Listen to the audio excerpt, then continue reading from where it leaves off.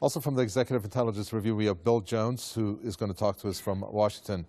Well, Bill Jones, in terms of the U.S. And its Secretary of Defense, Chuck Hagel, visiting Bahrain, and any questions on whether the U.S. is going to pull back its forces, I guess that would just be out of the question, given the fact that the U.S. has sold so much military equipment in the billions of dollars to the countries of the Persian Gulf.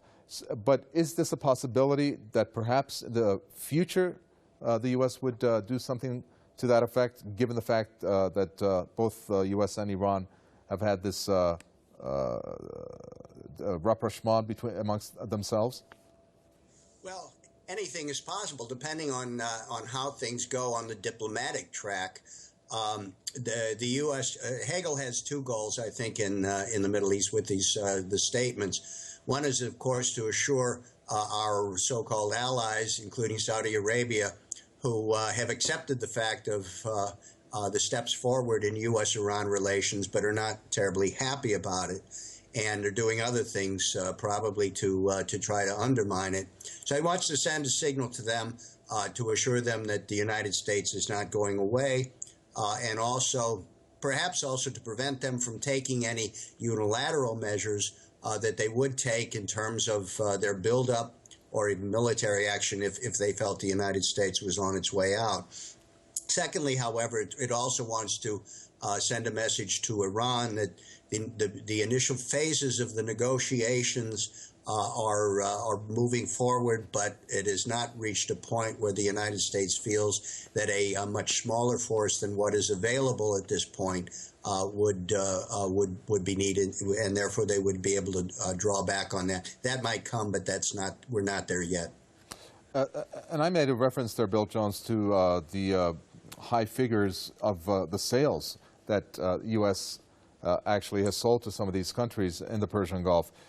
Is that a way for U.S. To therefore make itself known that it is indeed pulling out of the region based on the pivot that they announced last year to stock up these countries with military equipment, as if Iran would have been a threat at that point in time, given, of course, the recent development that it's not going that way?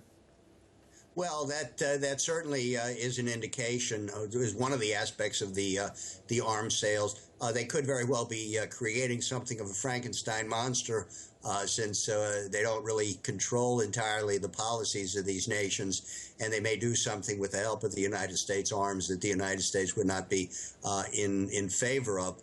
But it has been the policy of the U.S., and perhaps there's more emphasis on this at this point because of the restrictions on U.S. military spending, that they feel that the allies, their so-called allies in the region, would therefore be geared up somewhat if the United States found a necessity of gearing down in its own military spending. But it could be also something they will regret going forward, as we don't have agreements in terms of our policy with regard to the Syrian rebels and things like that, and these arms could be used against explicit U.S. interests as well.